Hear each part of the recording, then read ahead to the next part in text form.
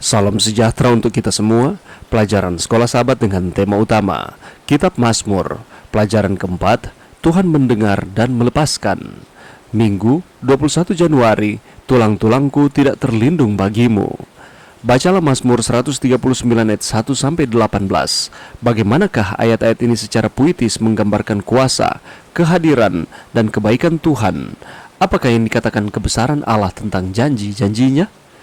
Apakah Anda pernah ingin membantu seseorang tetapi tidak memiliki sarana? Demikian pula, beberapa orang mencoba membantu Anda tetapi tidak memahami kebutuhan Anda.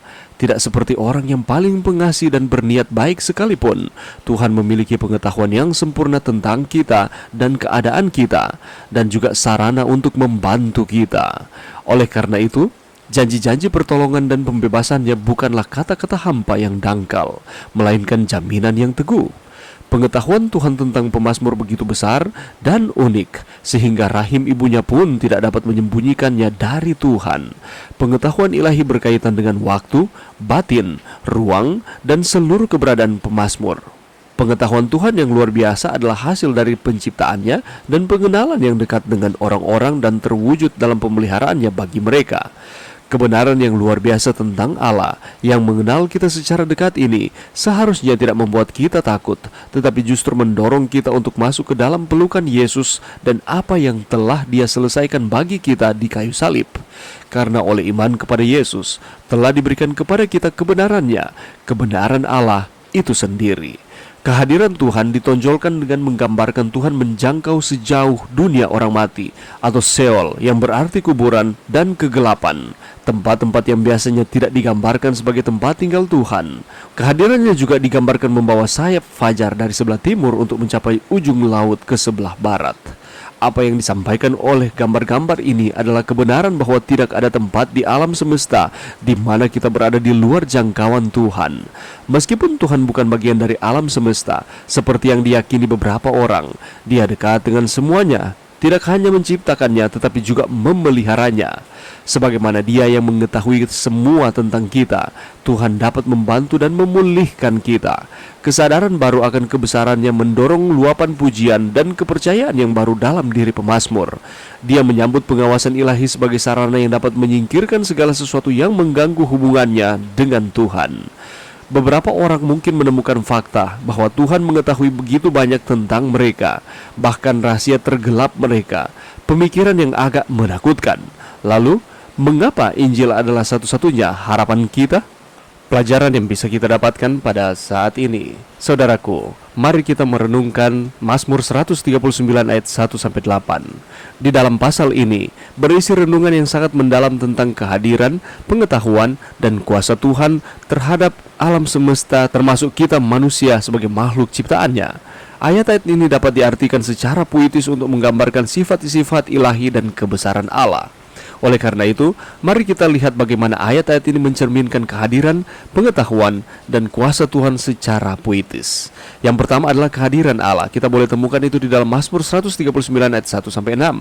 Di dalam ayat 1, di sana dikatakan bahwa Tuhan, Engkau menyelidiki dan mengenal aku. Tuhan mengenal siapa kita. Tuhan mengenal makhluk ciptaannya. Ini mencerminkan bahwa kehadiran Allah yang tidak terbatas dan pengetahuannya di dalam mengenal setiap makhluk yang diciptakan. Dan kita bersyukur oleh karena Tuhan mengenal kita. Walaupun kita sudah jatuh ke dalam dosa, tetapi Dia selalu hadir serta dengan kita dan mengenal sampai ke dalam hati kita. Di dalam ayat 2 dan 3 di sana dikatakan, Engkau mengetahui kalau aku duduk atau berdiri, Engkau mengerti pikiranku dari jauh. Engkau memeriksa aku kalau aku berjalan dan berbaring, segala jalanku Kau maklumi. Dalam ayat-ayat yang baru saja kita dengarkan, menunjukkan bahwa kehadiran Allah menyertai kita dalam segala situasi kehidupan kita. Baik kita sedang duduk, berdiri, sedang memikirkan segala sesuatu, atau kita sedang dalam situasi-situasi yang pelik, yang menantang di dalam kehidupan kita. Allah mengetahui dan Allah hadir menyertai kita di dalam segala situasi ini. Di dalam ayatnya yang keempat, di sana dikatakan, sebab sebelum lidahku mengeluarkan perkataan, sesungguhnya semuanya telah Kau ketahui, ya Tuhan. Ayat ini menyatakan bahwa Allah mengetahui segala sesuatu di dalam setiap kehidupan kita.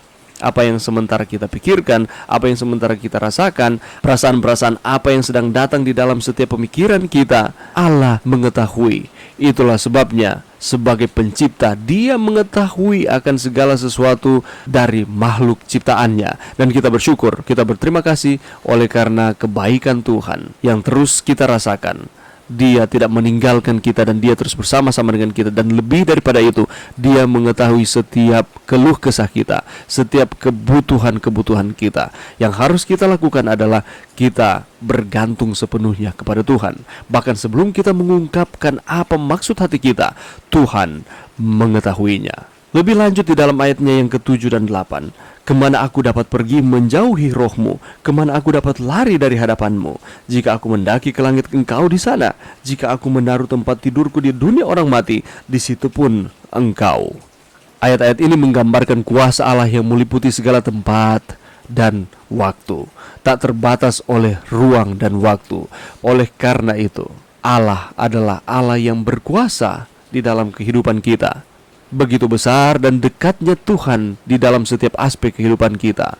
Kehadirannya yang menyeluruh, pengetahuannya yang sempurna, dan kuasanya yang meliputi segala sesuatu merupakan landasan untuk percaya pada janji-janjinya yang tak tergoyahkan. Allah yang begitu besar dan dekat dengan kita adalah sumber kehidupan kita, sumber perlindungan kita, dan harapan kita yang teguh. Itulah sebabnya, sebagaimana Dia mengetahui semua tentang kita, Tuhan dapat membantu dan memulihkan kita. Mari berdoa. Terima kasih Tuhan atas firman-Mu pada saat ini. Bantu kami Tuhan untuk kami terus percaya terhadap kebesaran Tuhan yang berlaku di dalam kehidupan kami. Ini doa kami Tuhan di dalam nama Yesus. Amin.